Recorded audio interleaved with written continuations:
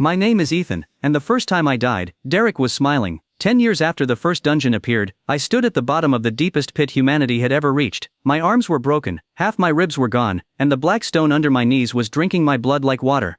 Behind me, a monster the size of a mountain was finally dead. In front of me floated the heart of the depths, a blue crystal that could power an entire continent. I had spent 10 years learning every trap, every monster pattern, every hidden path, and every way to survive.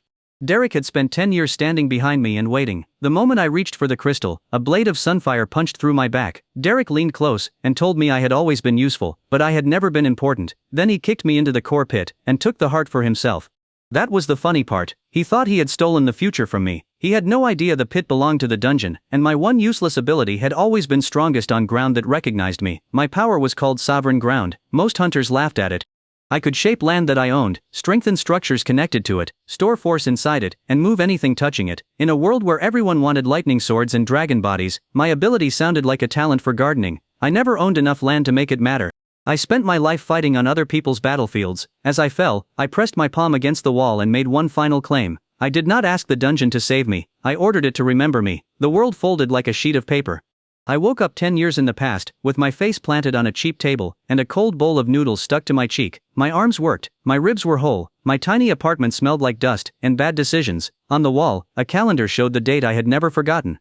31 days before the first dungeon appeared. I did not scream, I did not cry. I checked my bank account, sold everything I owned, emptied every hidden emergency jar, and walked out with every coin from my old life. In my first life, I had chased strength.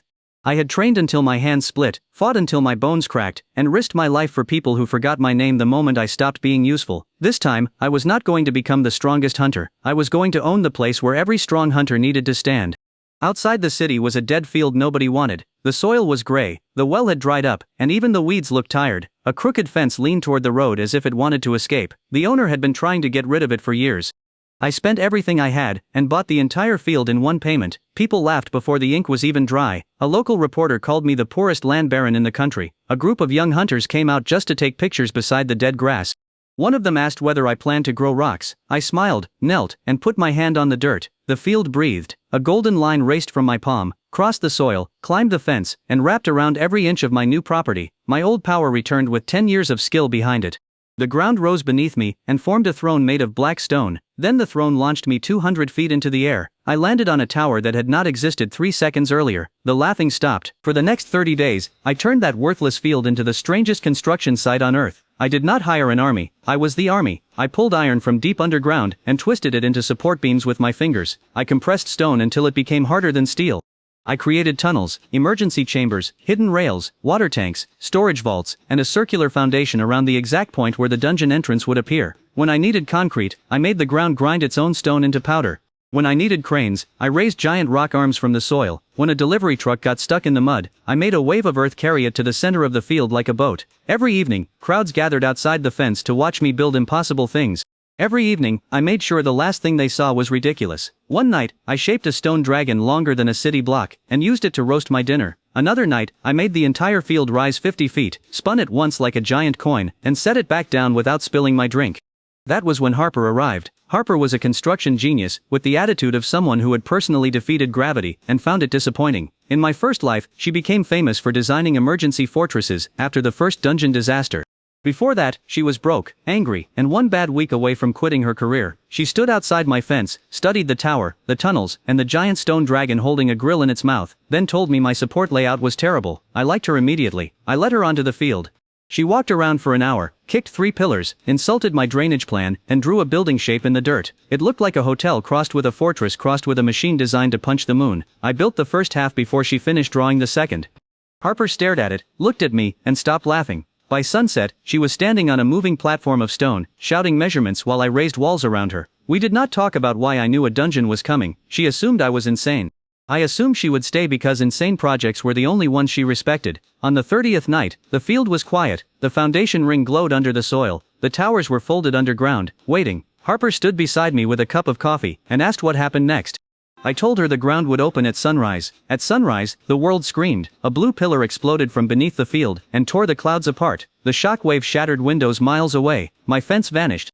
The center of the field collapsed into a spiral staircase descending through glowing stone. Symbols burned along the walls. Cold air rushed upward carrying the smell of metal, rain and monsters. The world's first dungeon had arrived exactly where I had paid for it. For 3 full seconds, nothing moved. Then a creature with 6 legs and a furnace for a mouth climbed out. It was followed by 50 more. In my first life, those monsters reached the road and killed hundreds before the military understood what was happening. This time, they stepped onto my land. I snapped my fingers. The field folded upward around them like the pages of a book. The monsters tumbled into a stone channel, hit a curved wall, and shot into the air. I raised a giant hand from the soil and slapped the entire swarm into a crater.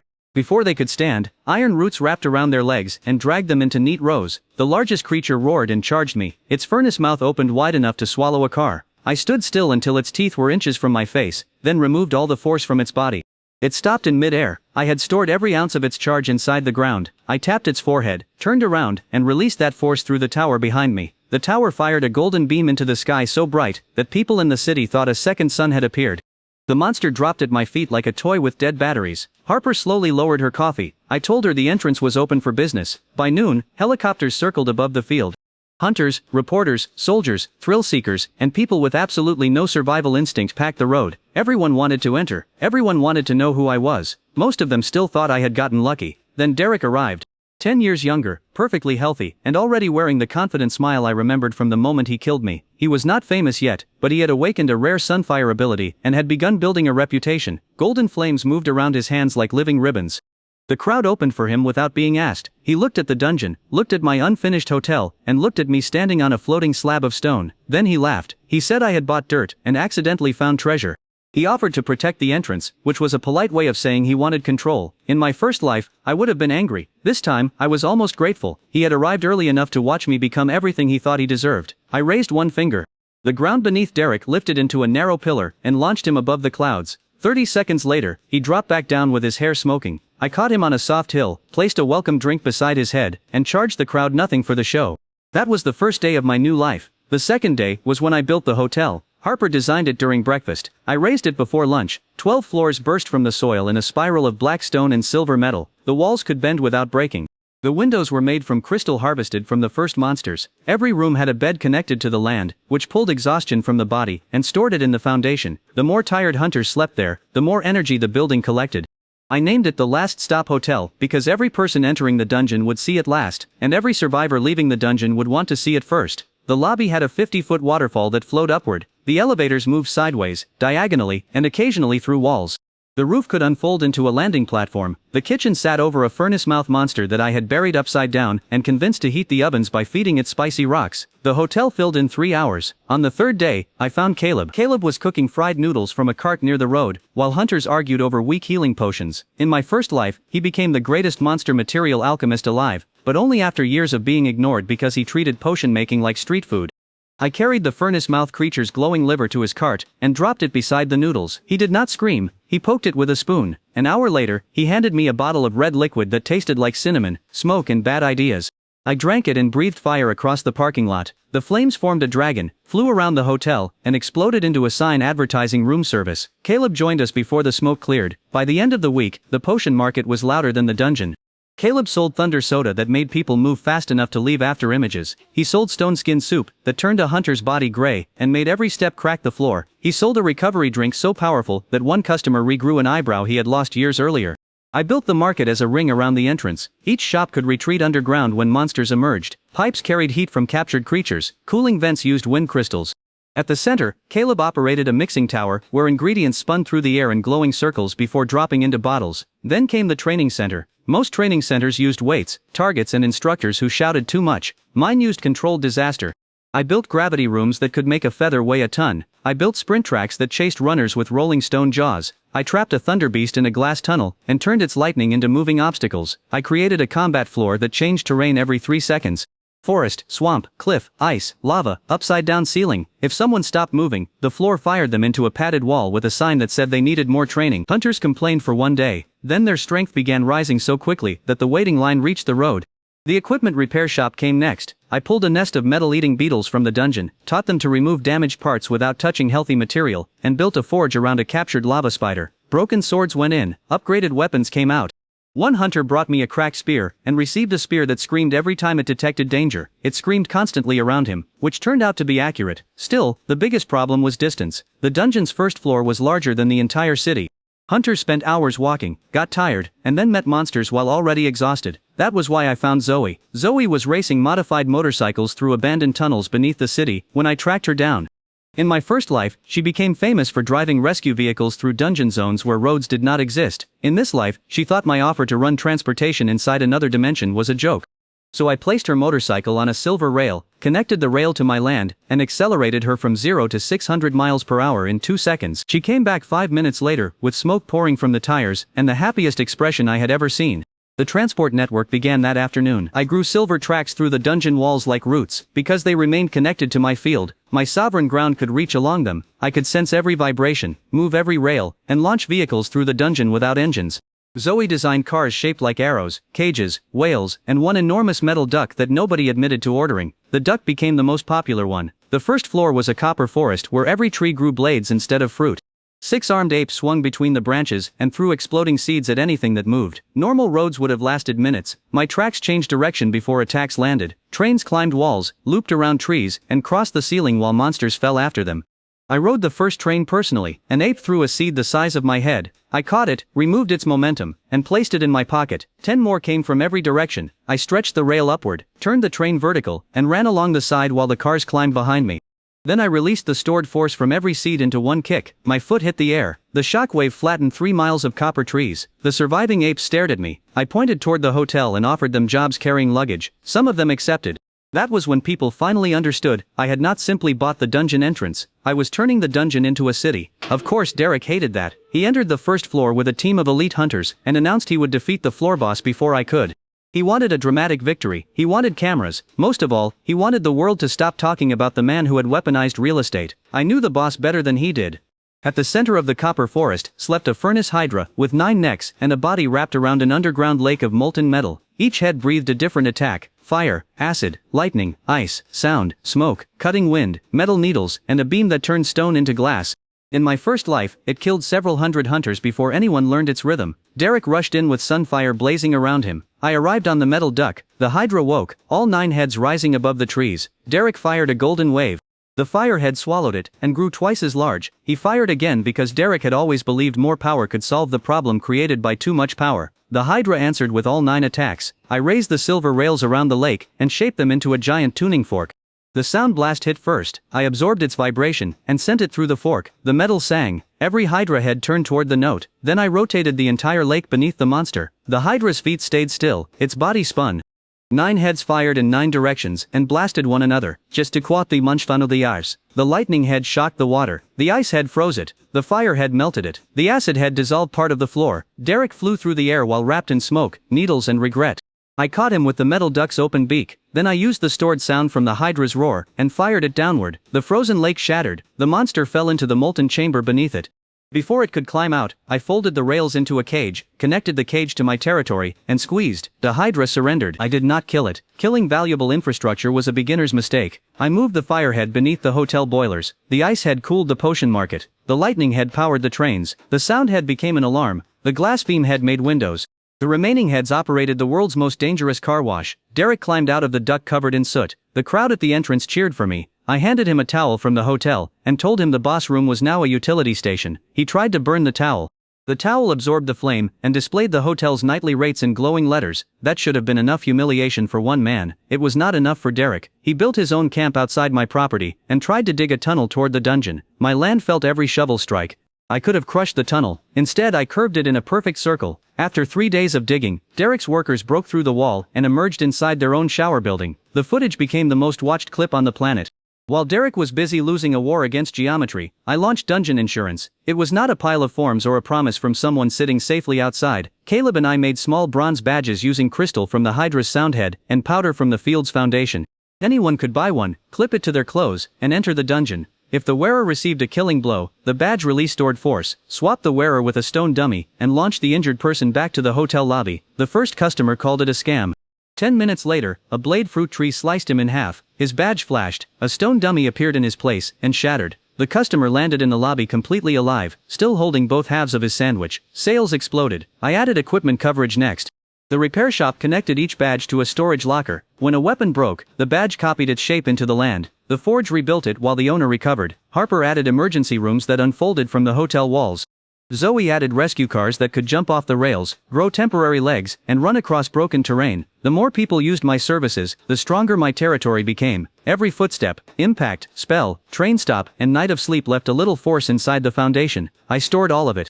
Nobody noticed. They were too busy laughing at the metal duck. On the 60th day, the dungeon opened its second floor. It happened naturally, exactly as I remembered. The copper forest split down the center. Beneath it waited a crystal ocean hanging upside down from the ceiling.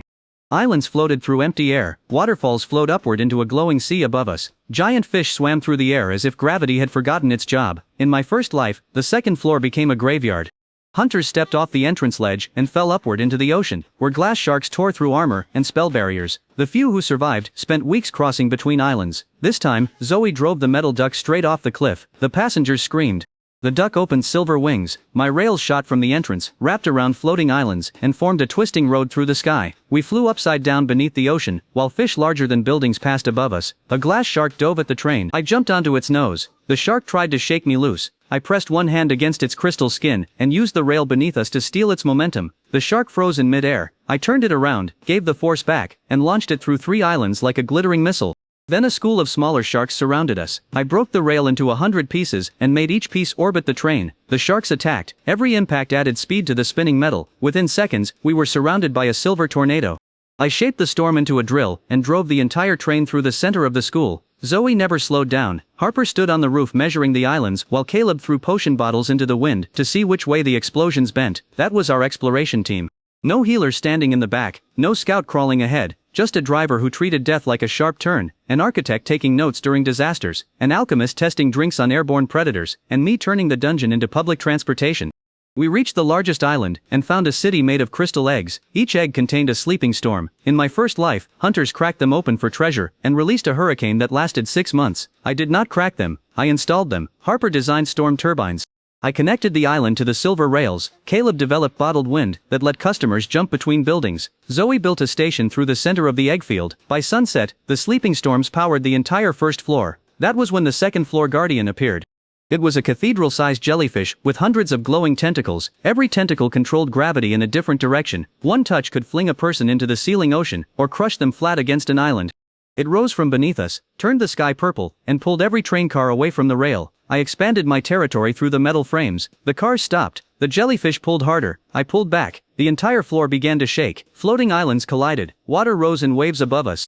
The creature had more raw power than anything I had faced since returning, and for the first time my feet slid. Derek chose that exact moment to arrive. He had trained. His sunfire burned white now, and he moved through the air by firing flames from his hands. He attacked the jellyfish from above, slicing through 3 tentacles. For 1 second he looked heroic, then the severed tentacles split into 30 smaller ones. Gravity twisted. Derek shot sideways, bounced off an island, and flew toward the seething ocean. I extended a rail, wrapped it around his ankle, and swung him like a hammer into the jellyfish's head. He was not pleased. I was. The impact stunned the creature. I used the opening to drive silver tracks through the floating islands, linking them into one enormous ring. Harper understood before I said a word. She activated the station locks. Zoe accelerated every empty train at once. Hundreds of cars raced around the ring, building momentum. Caleb poured bottled wind into the engines. I released the brakes. The spinning ring became a gravity wheel. The Guardian tried to pull in different directions, but every force it created fed the wheel. Faster and faster, the island spun until the seething ocean formed a whirlpool. I redirected the combined force downward. The jellyfish crashed into the largest island. I raised a crystal tower through its center, pinned it safely, and connected its gravity tentacles to the training center. That was how I created the zero-gravity gym. Derek escaped the rail around his ankle, landed beside me, and attacked. There was no warning. There never had been in my first life either. His white flames formed 2 long blades. He crossed the distance instantly and aimed for my neck. I tilted my head, let the first blade pass, and caught the second between 2 fingers. Sunfire burned through my skin. I smiled.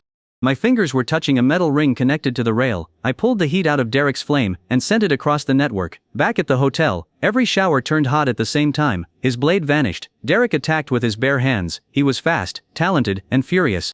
I stepped backward across open air, creating small stone platforms under my feet as I moved. he punched, I removed the force, he kicked, I stored it, he spun into a white fire strike meant to crush my chest. I released all his stolen momentum through one finger, the tap hit his forehead.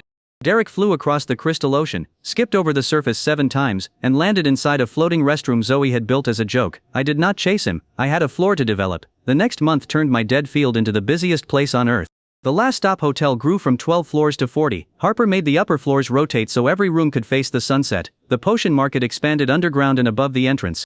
Caleb created Blast Coffee, which kept people awake for 3 days, and occasionally made them speak to nearby furniture. The repair shop began upgrading weapons with dungeon materials. The training center added moving mountains. My transport network reached every safe zone on both floors. The metal duck received a second car shaped like an egg. Nobody understood why, but tickets sold out. People who had mocked me now waited in lines that wrapped around the road. Famous hunters begged for permanent rooms. Companies offered fortunes for access. I turned most of them away because money was no longer the most valuable thing passing through my land. Information was. Every badge recorded impacts. Every train recorded monster movement. Every repaired weapon revealed what had damaged it. Every potion sale showed which floor conditions were causing problems. Without sending a single scout, I could feel the dungeon through millions of tiny signals. I knew where monsters gathered, where walls weakened, where mana rose, and where something enormous moved far below. I knew what was coming. On the 90th night, the first dungeon would suffer the midnight collapse. In my first life, nobody understood it until the ground vanished. The dungeon had a natural feeding cycle. Every 90 days, a creature buried beneath the lower floors woke and devoured territory to fuel the next expansion. The first time it happened, it ate the entrance, half the city, and everyone standing nearby. The creature was called the Land Eater because nobody survived long enough to invent a better name. I had spent my new life preparing for that night. Harper reinforced the hotel with rotating supports and hidden joints. Caleb stored emergency mixtures in pipes beneath the market. Zoe built a rail loop around both floors and connected every station to the field. I filled the foundation with 90 days of stolen and stored force. Even so, I had one problem. The Land Eater consumed ground. My power depended on ground. Derek discovered the problem too. He had stopped attacking me in public. That did not mean he had stopped. While crowds celebrated the opening of the second floor station, he slipped into the utility chamber beneath the Hydra cage and stole a glowing crystal connected to my deepest rail. He thought it was the dungeon heart. It was not. It was a beacon I had built from the Furnace Hydra's glass beam and the Gravity Guardian's energy. It produced the exact signal the Land Eater followed when it woke. I had left it where Derek would find it. Some people might call that cruel. I called it accurate prediction. At midnight, every light in the dungeon went black. The copper trees bent toward the ground. The sealing ocean stopped moving. The Furnace Hydra began screaming through all 9 heads. My silver rails trembled so hard that sparks filled every tunnel. Then the second floor tore open. A mouth larger than the hotel rose through the crystal ocean. It had no face, no eyes, and no clear body. It was a moving mountain, made of black stone, teeth and endless circular jaws. Each bite erased an island. Crystal, water, monsters and air vanished into it. The Land Eater had awakened. The beacon shone inside Derek's hands. The creature turned toward him. Derek flew. He blasted through the sky with white sunfire, but the Land Eater swallowed the distance behind him. Its body stretched through the floor like a worm made from collapsing tunnels. Every time it opened another mouth, gravity broke. Trains flew from the rails. Islands dropped into the darkness. The sealing ocean came down. My insurance badges flashed across both floors. Hundreds of hunters vanished from danger and landed in the hotel lobby. Stone dummies appeared in their places and were instantly crushed. The lobby filled so fast that Harper opened the walls and expanded it into the field. Caleb activated emergency recovery mist. Zoe launched every rescue car. The metal duck flew into the falling ocean with silver wings spread wide. I stood at the dungeon entrance and placed both hands on the ground. Sovereign ground expanded through every rail, beam, pipe, badge, room, and station I had built. The entire network appeared in my mind like a glowing skeleton. I felt the Land Eater bite through the second floor. I felt my rails snap one after another. I also felt every piece it swallowed. That was the weakness nobody had discovered in my first life. The Land Eater erased natural terrain, but my territory was not only dirt. Anything connected to my land carried my mark. When the creature swallowed my rails, those rails entered its body without losing their connection. It was eating my territory. That meant its stomach was becoming mine. I raised my arms. Every broken rail inside the Land Eater grew spikes. The creature stopped. For the first time in its ancient life, something it had swallowed punched back. I twisted my hands. Silver roots exploded through its black body. The monster roared, and the roar shook both floors. Its mouths turned toward the entrance. It abandoned Derek and charged me. Exactly as planned, Harper triggered the hotel's battle shape. The last stop did not have cannons hidden in the walls. The walls were the cannons. 40 floors rotated, windows sealed, entire towers folded outward and locked into 6 enormous barrels. The lobby sank underground. Guest rooms slid along tracks and formed armored rings around the entrance. Beds flipped into shock absorbers, elevators became ammunition lifts, Caleb opened the potion pipes, red, blue, green, silver and gold liquid surged through the hotel walls, the barrels loaded glass tanks filled with mixtures no reasonable person would ever combine. Thunder soda, stone skin soup, bottled wind, blast coffee, hydra acid, storm egg vapor, and one purple drink Caleb had labeled with a skull because he had forgotten what it did. Zoe brought every train onto the main loop. The cars circled the field faster and faster, carrying rescued hunters away and feeding momentum into the foundation. The metal duck took the lead, its eyes glowed, its beak opened. Nobody had asked Harper to install teeth, but there they were. The Landeater burst through the first floor. Its head struck the entrance ring. I released the first layer of stored force. The entire field jumped, not shook, jumped. The dungeon entrance, hotel, market, training center, repair shop, and every person on my land rose 200 feet into the air as one solid platform. The Landeater's charge passed beneath us. I rotated the field in mid-air, aimed the hotel barrels downward, and fired. The potion shells hit the monster's back. The first shell created a thunderstorm inside its skin. The second turned part of its body to stone. The third made the stone grow feathers. The fourth caused every feather to explode. The purple shell transformed one of its mouths into a singing frog for 9 seconds. Caleb cheered louder than anyone. The field landed behind the creature. I raised a wall to catch every building in person gently, then I pulled the stored charge from the Landeater's missed attack, and sent it into the repair forge. The lava spider screamed. The forge expanded. Thousands of broken weapons stored over the past month flew from the repair shop.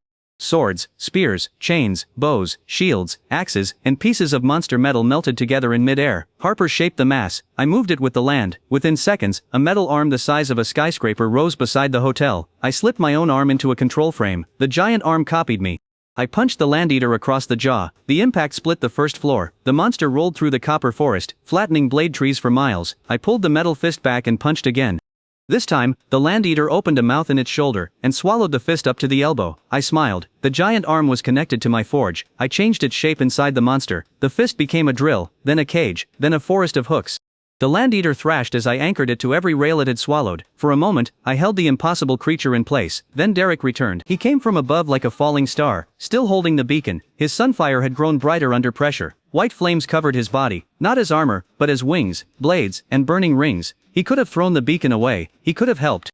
Instead, he flew straight toward the hotel. He understood enough to know that my field was the center of my power. He believed destroying the foundation would make the Landeater and me eliminate each other. It was the same choice he had made 10 years later. Let someone else kill the monster, then strike from behind. Some people changed when given a second chance. Derek had not been given one. I had. He cut through the outer wall. The hotel bent around his attack and guided him into an elevator. The doors closed. Derek blasted through the ceiling. The next elevator caught him. He destroyed that one too. The third elevator launched him sideways through 6 empty rooms, a laundry chute, and the upward waterfall. By the time he reached the foundation chamber, he was soaked, furious, and wrapped in 3 bedsheets.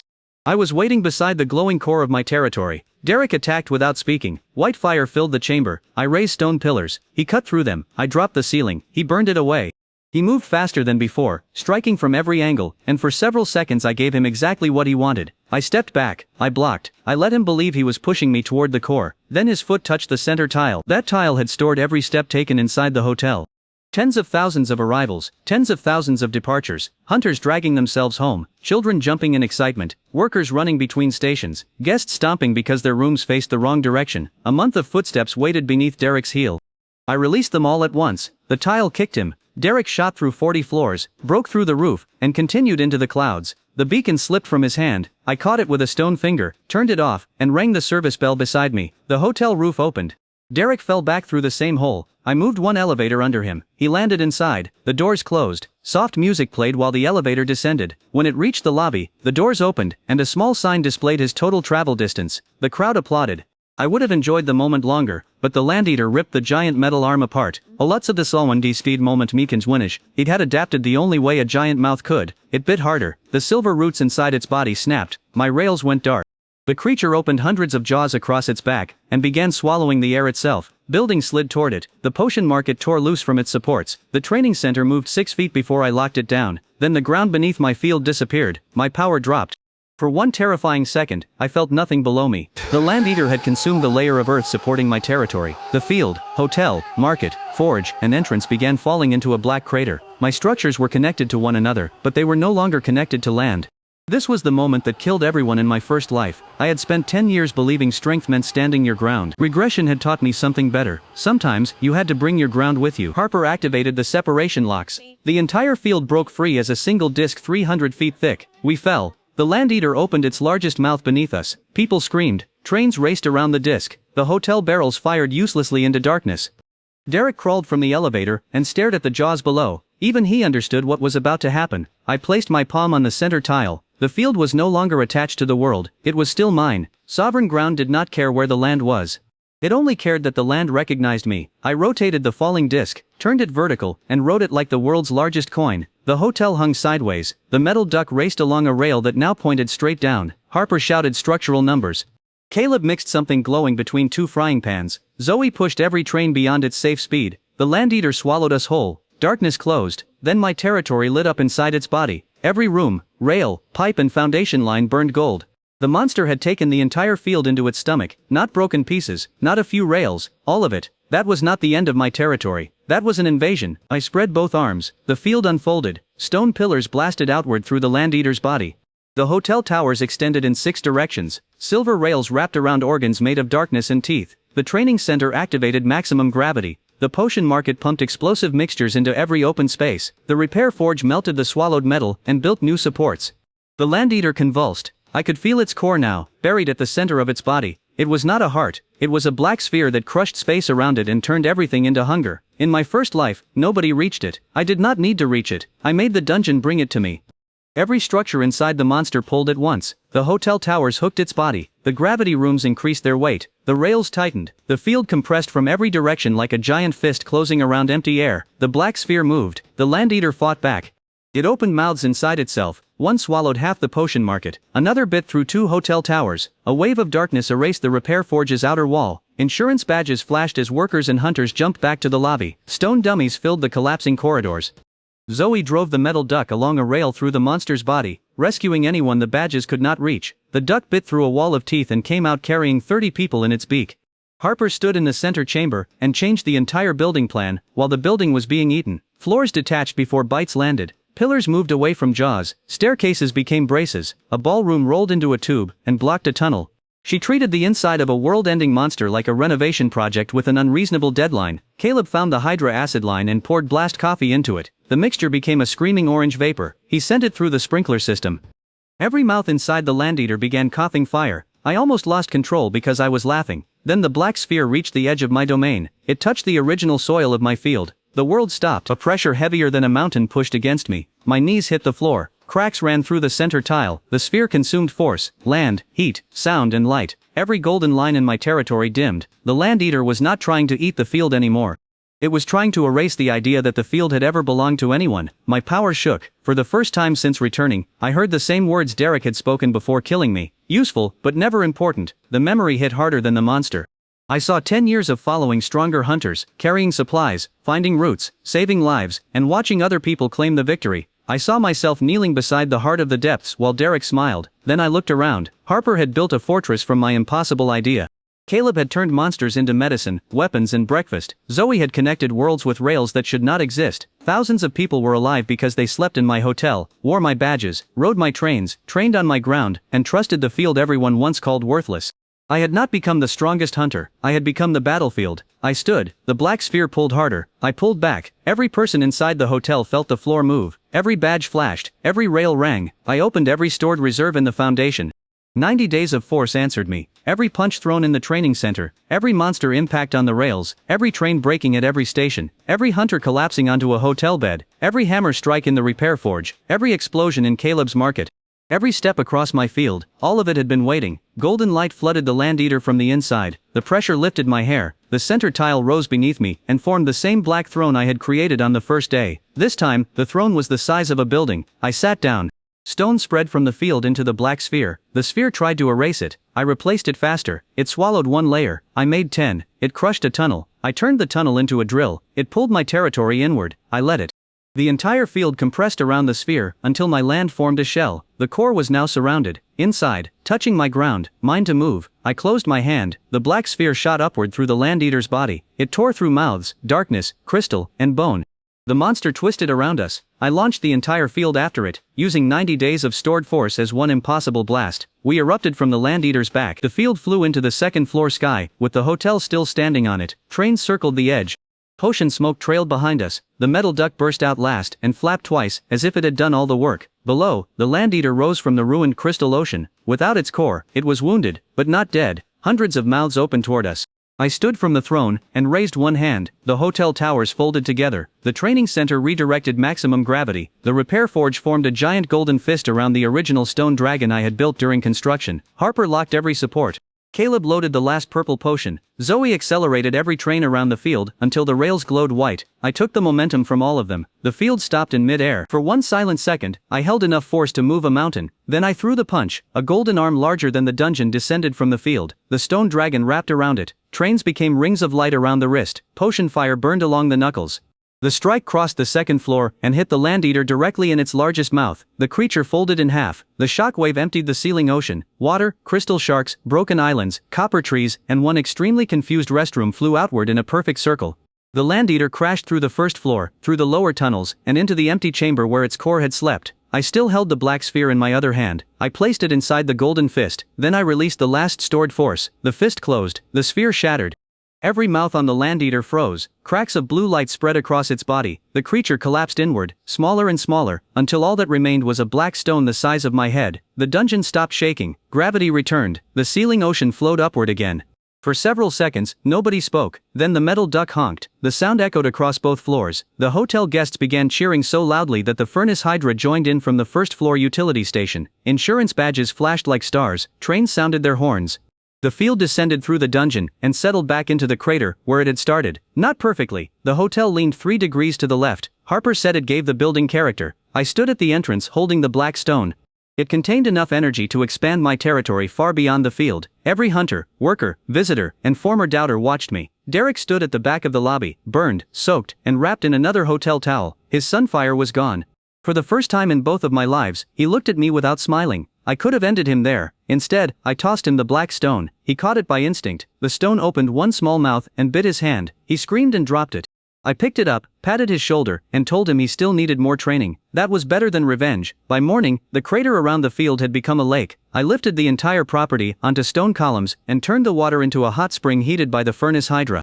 Harper rebuilt the damaged towers twice as tall. Caleb created a victory drink that made sparks come out of people's ears. Zoe repaired the rail network and added a route through the hollow remains of the land eater. The creature's black stone became the heart of my new expansion. I connected it to the foundation. My territory spread. Golden lines raced beyond the field, down the rail network, through both dungeon floors, across every station, around every safe island, and into every structure we had built. The first dungeon did not belong to me completely. Wild zones still stretched beyond our reach. Deeper paths remained sealed. Monsters still moved in places my rails had not touched. But the entrance, the roads, the safe zones, the markets, the hotel, the training center, the repair forge, the rescue network, and the only reliable way through the first 2 floors all stood on ground that recognized my hand. The worthless field became the center of a new city. People stopped calling me lucky. They called me when monsters broke through. They called me when a weapon shattered. They called me when a team vanished. They called me when a floor changed gravity, when a storm egg cracked, when the hydra refused to heat the showers, and when the metal duck somehow got stuck in an elevator. I solved every problem the same way. I made the battlefield mine. 3 days after the midnight collapse, I stood on the hotel roof, while the city lights spread around the dungeon entrance. Harper was arguing with a tower that refused to stand straight. Caleb was testing a potion that made shadows dance. Zoe drove a train along a vertical rail, just because she could. Below us, thousands of hunters moved through the district that had once been dead grass. I had everything I wanted from this life. Then the western sky turned black. Far beyond the city, over an abandoned harbor, a pillar of green light rose from the ocean. Waves climbed into the air. A dark lighthouse pushed up through the water, surrounded by ships that had sunk decades ago. The world's second dungeon had appeared. In my first life, it did not open until much later. I watched the green light and felt the black stone in my foundation answer with a slow pulse. Not a warning, not a command, just the natural pressure of another enormous place entering the world. Harper asked why I was smiling. I pointed toward the horizon. A week earlier, I had used the first profits from the hotel to buy the abandoned shipyard beside that harbor. Everyone had laughed again. I turned, stepped onto a rail, and let the ground launch me toward the west. The first dungeon had made me rich. The second one was going to make the ocean pay rent.